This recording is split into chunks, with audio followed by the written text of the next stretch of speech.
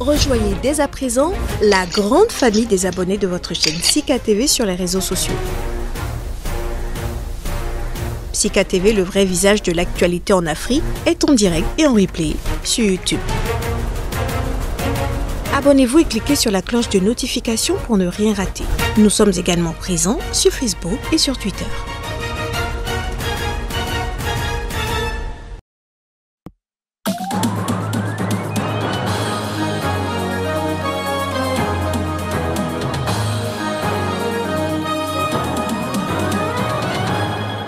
Pas d'hommage officiel pour l'ancien président Hissène Habré au Tchad. Le gouvernement n'a prévu aucune cérémonie par respect pour ses victimes. Il a été inhumé au Sénégal.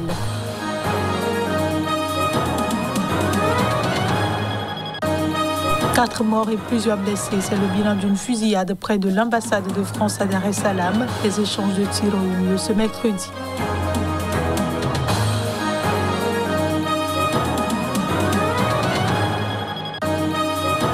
Et puis au Burundi, le président Ndayishimiye accuse les juges de corruption d'une violente charge contre l'institution judiciaire.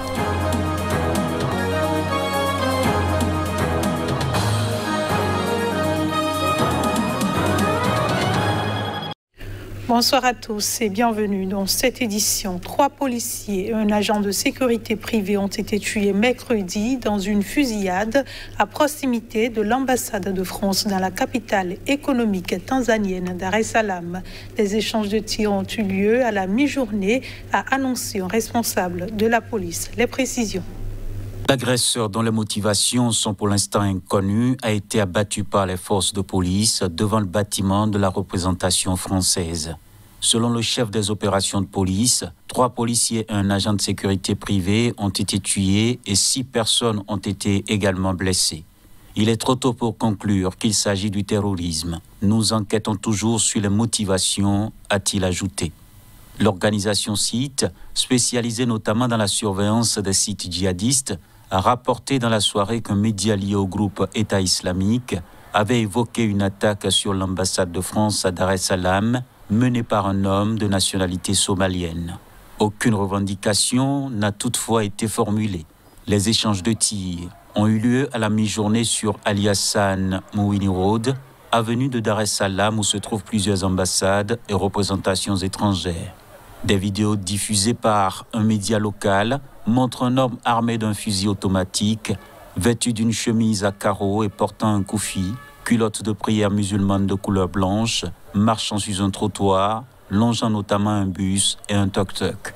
La présidente tanzanienne Samia Suluhu Hassan a exprimé ses condoléances pour les 4 décès et demandé une enquête approfondie. Le parti d'opposition, Alliance pour le changement et la transparence, ACT Wazalando, a également appelé à des investigations minutieuses. J'exhorte vivement l'État et en particulier les services de sécurité à enquêter pleinement sur ce qui s'est passé aujourd'hui et à en comprendre la cause. Nous devons savoir s'il s'agit d'un événement isolé ou s'il y a des implications plus importantes pour la sécurité de notre nation, a déclaré le dirigeant du parti, Zito Kaboué, sur Twitter. Je le disais en titre, le gouvernement tchadien a indiqué qu'aucun hommage officiel ne sera rendu à Hissène Habré, mort martyr de Covid-19 à l'âge de 119 ans. Cette décision est motivée par ses condamnations et par respect pour ses victimes. Le Tchad ne rendra aucun hommage officiel à l'ex-dictateur Hissène Habré en raison de ses condamnations et par respect pour ses victimes, selon le porte-parole du gouvernement. L'homme qui a dirigé le Tchad de 1982 à 1990 en menant une terrible répression est décédé mardi au Sénégal, où il était détenu depuis sa condamnation à perpétuité pour crimes contre l'humanité par une juridiction africaine. Les autorités ne s'opposent nullement au rapatriement de son corps au Tchad, mais laissent le soin à sa famille d'en décider. Une de ses épouses, Fatimé Habré, avait indiqué mercredi que l'ancien président tchadien serait enterré au Sénégal en attendant une éventuelle réhabilitation dans son pays. Décision confirmée par la famille qui a annoncé son enterrement ce jeudi. Les premières réactions officielles tchadiennes saluaient davantage l'homme d'État qu'elles n'évoquaient ses méfaits. L'actuel numéro 1 tchadien Mahamat Idriss Déby, fils d'Idriss Déby Itno, qui renversa Hissène Habré en 1990 pour diriger le pays d'une main de fer pendant 30 ans, a présenté ses sincères condoléances à sa famille et au peuple tchadien. À Dieu nous appartenons et à lui nous retournons, a-t-il écrit sur Twitter. Hissène Habré laisse au Tchad l'image d'un chef de guerre et grand patriote qui a cherché à consolider le jeune État, mais dont la présidence reste entachée par une féroce répression. Elle aura aussi été marquée par la confrontation avec le soutien de la France et des États-Unis avec les forces libyennes de Mouammar Kadhafi. Ce journal se poursuit. Le président du Burundi, Evariste Ndayishimiye, s'est livré mardi lors d'une réunion publique avec des magistrats à une violente charge contre l'institution judiciaire. Il accuse les juges de corruption, une honte qui empêche notamment le développement économique du pays, soutient-il. Partout où je vais, je reçois plus de 1000 doléances contre la justice par jour et je les trouve fondées, a déclaré le président devant plusieurs centaines de juges et procureurs. Les gens me disent « Excellence, Monsieur le Président, notre problème, c'est la justice. La pauvreté que nous vivons aujourd'hui, c'est à cause de la justice. Votre cause ne peut être entendue sans vendre votre chèvre, votre vache ou votre terre pour soudoyer », a-t-il raconté. D'autres me disent que ce sont les juges qui sont à l'origine des tueries dans le pays, car les gens se rendent justice. Les gens sont désespérés, a ajouté le président, qui a fait de la lutte contre la corruption une priorité depuis sa prise de fonction en juin 2020. C'est une honte ce qui se passe dans ce pays, a-t-il lancé.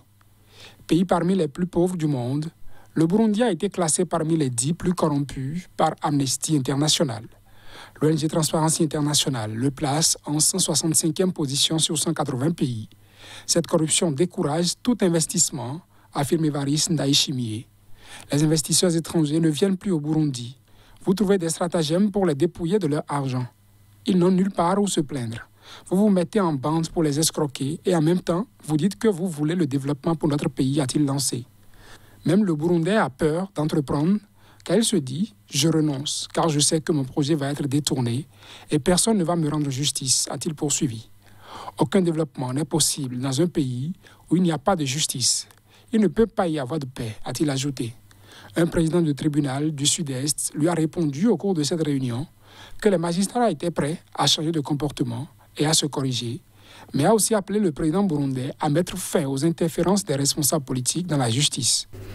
En République démocratique du Congo, un gouverneur a été accusé du détournement de 8 millions de dollars. C'est ce qu'a révélé ce mercredi l'inspection générale des finances. Reportage. Le gouverneur Ato Matubwana du Congo central dans le sud-ouest de la République démocratique du Congo a été accusé de détournement de plus de 8 millions de dollars en 2020, considérés comme des avantages légaux. L'inspection générale des finances a conclu dans une note au procureur général près de la Cour de cassation que la gestion du gouverneur Matubwana au cours de l'année 2020 était caractérisée par l'absence des pièces justificatives des dépenses ayant occasionné d'importants détournements. Un montant de 11 356 296 500 francs congolais, soit 5 678 148 dollars, destinés aux services civils et militaires de sécurité et de justice, ont été détournés par le gouverneur Ato Matubwana Nkoloki, écrit Jules Alingité, chef de l'inspection générale des finances dans sa note. En plus, à charge du gouverneur, il est reproché le détournement d'un total de 6 116 626 205 francs congolais, détaillés comme fonds spécial d'intervention économique, sociale, scientifique et culturelle, frais de ménage et frais de fonctionnement. Il est reproché à un comptable public, collaborateur du gouverneur Matubwana, de n'avoir pas pu justifier par des pièces constituant un soubassement probant les fonds sortis des comptes bancaires dont le montant est de 2 665 94 146 francs congolais, affirme le rapport. En République démocratique du Congo, les gouverneurs des provinces sont jugés par la Cour de cassation. Des mouvements citoyens et des organisations de défense des droits de l'homme appellent le procureur général près cette cour à ouvrir une enquête. L'armée du Niger a repoussé mardi soir une attaque contre Baroua, une localité du sud-est proche du Nigeria.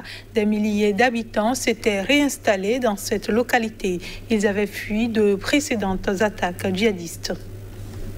Il y a eu une attaque contre Baroua mardi soir et des pertes en vies humaines, même parmi les FDS, Forces de défense et de sécurité, a indiqué à l'AFP une source humanitaire à Difa, capitale régionale du Sud-Est, sans être en mesure de donner un bilan. Un ressortissant de Baroua a confirmé l'attaque, sans préciser lui non plus le bilan et les circonstances. Une attaque ennemie a été bien repoussée mardi soir et plusieurs terroristes ont été tués ainsi que 2 soldats tombés sur le champ d'honneur, a affirmé de son côté sur sa page Facebook Jeunesse Difa, un groupe connu pour ses publications régulières sur la situation sécuritaire dans le Sud-Est. C'est la première attaque qui a visé Baroua, localité riveraine du lac Tchad, depuis le retour le 20 juin de plus de ces 6 000 habitants qui avaient fui les atrocités des djihadistes en 2015. Selon les autorités locales, entre juin et juillet, 26 573 personnes ayant fui ces violences ont été reconduites dans 19 villages, dont Baroua. La sécurité avait été renforcée autour de ces villages, avait-elle affirmé. Avant leur rapatriement, ces déplacés avaient trouvé refuge dans des sites autour de villages plus sécurisés, des camps de l'ONU ou encore chez des proches à travers toute la région. La région de Difa, frontalière du Nigeria, abrite 300 000 réfugiés nigérians et déplacés internes chassés par les exactions des djihadistes du groupe nigérien Boko Haram et de sa branche dissidente du groupe État islamique en Afrique de l'Ouest ISWAP, selon l'ONU. Le Niger doit également faire face à celle de groupes djihadistes sahéliens, dont l'État islamique au Grand Sahara, EIGS, dans sa partie ouest. Et puis au Japon, le parti au pouvoir choisira son dirigeant le 29 septembre prochain. Ce choix interviendra peu avant une élection générale. Les détails. Le Parti libéral-démocrate au pouvoir au Japon a annoncé ce jeudi qu'il élirait son dirigeant le 29 septembre prochain.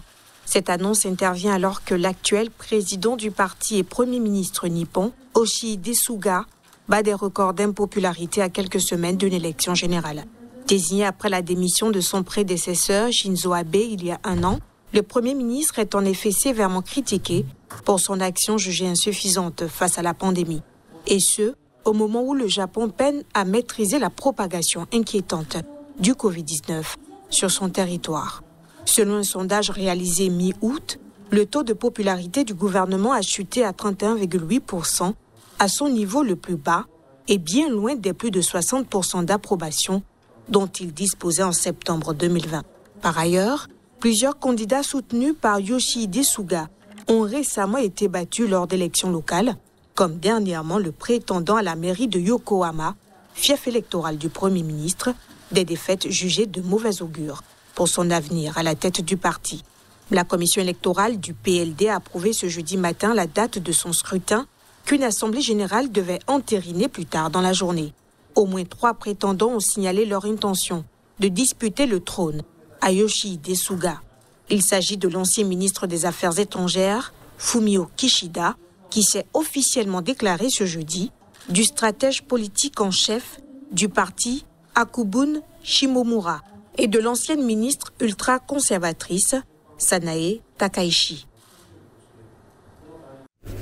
C'est la fin de ce journal. Merci de nous avoir reçus et bonne suite de programmes sur Sika TV.